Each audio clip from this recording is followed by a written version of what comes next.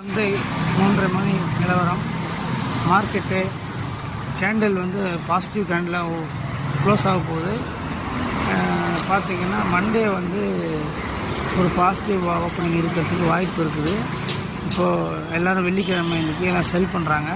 Foreign institution mostly செல் பண்ணிடுவாங்க. அதை domestic by பண்ணி வச்சுருவாங்க.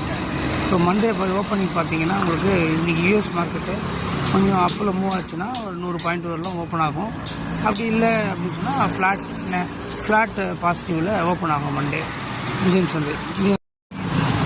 சப்போர்ட்னு பார்த்தீங்கன்னா 22,800 அந்த லெவலில் நீங்கள் வாங்கிக்கலாம். இப்போதைக்கு எதுவும் அவசரப்பட்டு எதுவும் வாங்க வேண்டாம். மண்டே கூட வெயிட் பண்ணுங்கள்.